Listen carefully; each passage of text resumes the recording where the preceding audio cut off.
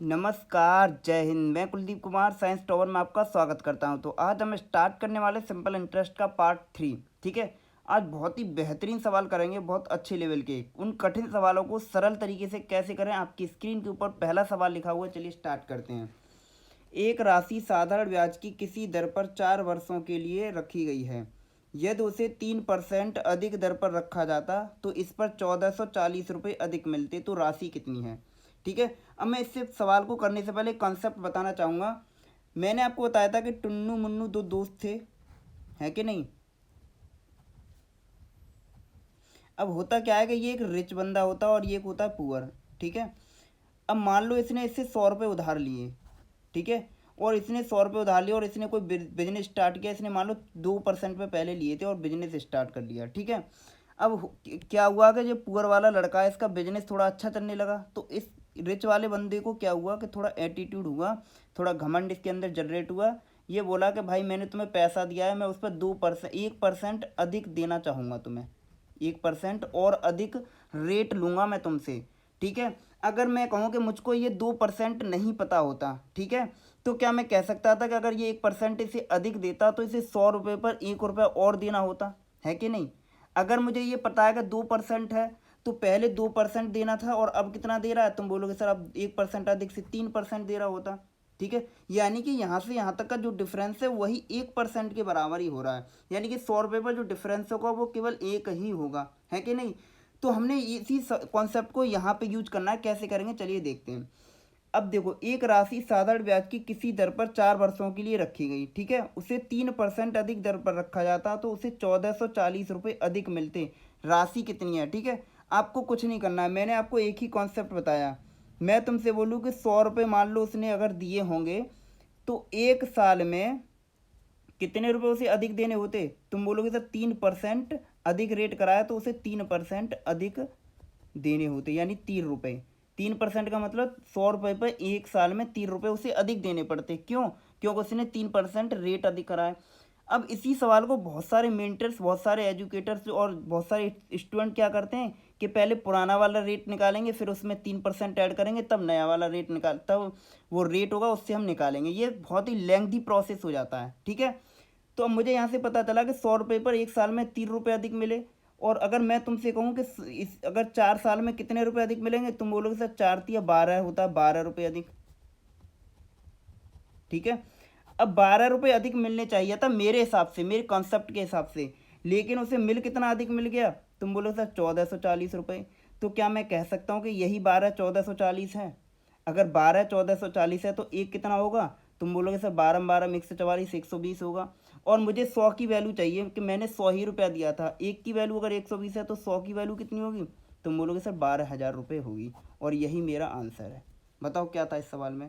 चलिए अगला सवाल देखते हैं। ये बनाइए। ये कह रहा है 2100 रुपये की राशि 2 वर्षों में साधारण ब्याज पर 2352 रुपये हो गई। यदि ब्याज 1% घटा दी जाती है तो नया ब्याज क्या होगा। अब इसने घटा दी 1%, सेम कॉन्सेप्ट है, वही यूज करेंगे सारी चीज़ें। मैं तुमसे बोलूँ 2100 रुपये हैं, 2 साल में 2352 रुपये हो गए। ठीक है। और यहाँ से अगर मैं ब्याज देखना चाहूँ तो तुम बोलोगे सर 252 रुपये ब्याज मिला उसे। 2100 से 2352 हो गए, 252 ब्याज मिला। ठीक है, 2 साल में। अब ये कह रहा है 1% अगर रेट घटा दी तो क्या मुझे ज़रूरत है कि मैं पुरानी वाली रेट निकालूं। तुम बोलोगे सर बिल्कुल, मेरा कॉन्सेप्ट तो यही कहता है कि 100 रुपये पर 1 रुपया कम हो गया, है कि नहीं। 100 रुपये पर एक साल में 1 रुपया कम हो गया, अगर 1% घटाइए इसने तो। और अब तुम बोलोगे 2 साल में कितना कम होगा। तुम बोलोगे सर 2 रुपये कम होगा। 100 रुपये पर 2 साल में 2 रुपया कम हो गया और बात 2100 की हो रही है, तो 2100 पे कितना कम होगा।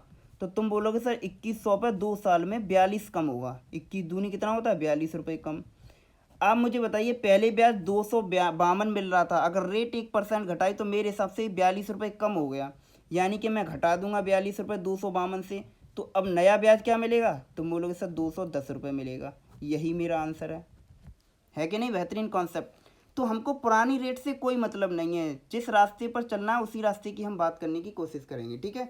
तो चलिए आगे बढ़ते हैं। अगला क्वेश्चन ये दे रहा है, यदि 8,000 रुपये की राशि 3 वर्ष में साधारण ब्याज पर 920 रुपये हो जाती है, दर 3% प्रतिवर्ष बढ़ा दी जाए तो समान अवधि में वह राशि कितनी हो जाएगी। अब उसने दर 3% बढ़ा दी, ठीक है। अब मुझे बताइए कि 800 रुपये 3 साल में 920 रुपये हो जाते हैं, ठीक है। 920 रुपये हो गए, ठीक है। अब ये कह रहा दर 3% बढ़ा दी गई। अब मैं मान लूँ कि 100 रुपये दिया हो उसने और 1 साल में 3 रुपये अधिक होगा, होगा कि नहीं होगा मेरे कॉन्सेप्ट के हिसाब से, ठीक है। अब 3 वर्षों में कितना अधिक होगा, तो तुम बोलोगे सर 3 साल में 9 रुपये अधिक होगा, ठीक है।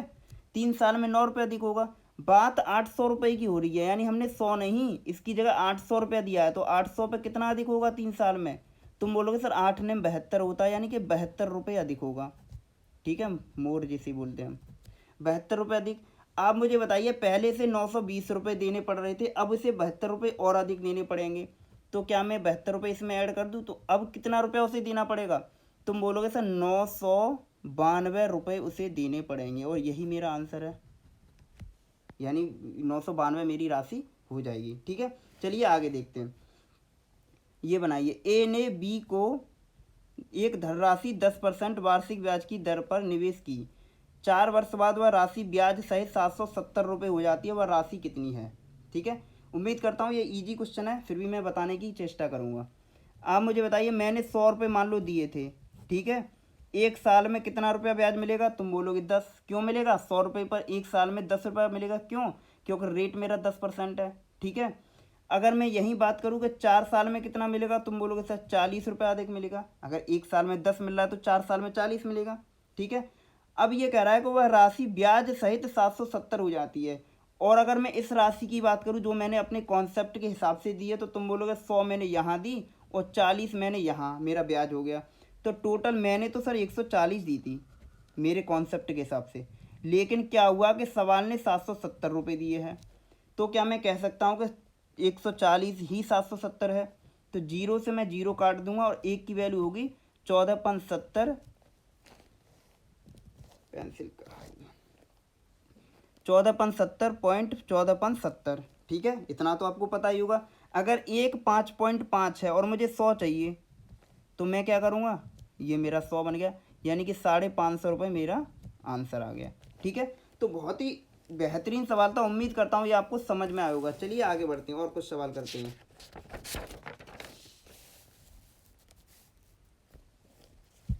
ये वाला सवाल बनाइए, ये बहुत बेहतरीन है। एक आदमी ने अपनी पूंजी का 1/3 भाग साधारण ब्याज की दर 7% पर, 1/4 भाग 8% पर तथा शेष 10% पर निवेश किया।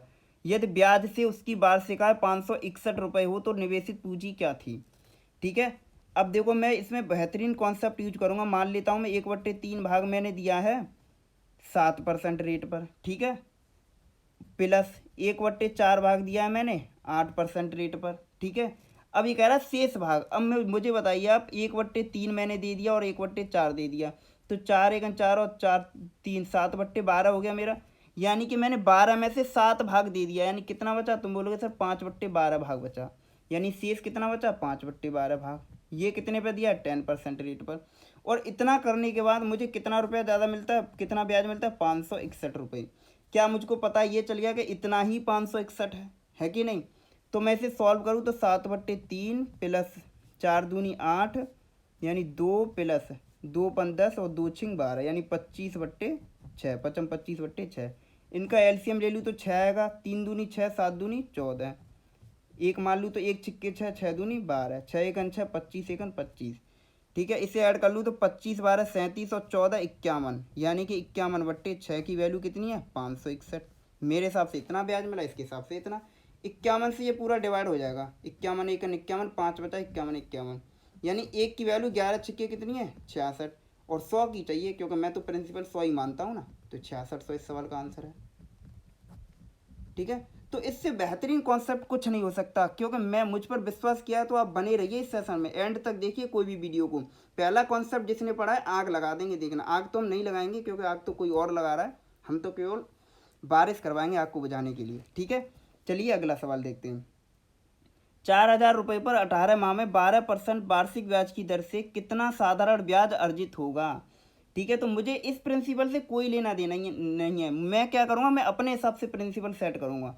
मैं मानता हूँ कि मैंने 100 रुपया दिया तो 1 साल में मुझे 12 रुपये ब्याज मिलेगा, है कि नहीं? क्योंकि मैंने क्या बोला था कि 100 रुपये पर 1 साल में 12% रेट है तो 12 रुपये ब्याज मिलेगा। और 18 माह का मतलब होता है 1.5 साल। अगर 1 साल में 12 मिलेगा तो हर बच्चा बता सकता है कि 1.5 साल में कितना होगा, यानी 1 साल 6 महीने में कितना मिलेगा।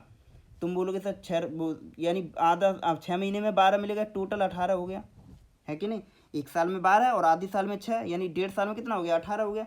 अब यहाँ से मुझे पता चला कि 100 रुपये पर 1.5 साल में 18 रुपये ब्याज मिला। अब बात 100 की नहीं थी, बात तो सवाल ने 4,000 रुपये की थी, है कि नहीं? तो मुझे क्या करना है, 100 में किससे गुणा कर दूँ, 4,000 बन जाए। तुम बोलो सर 100 में 40 से गुणा करना है, 4,000 बन जाएगा।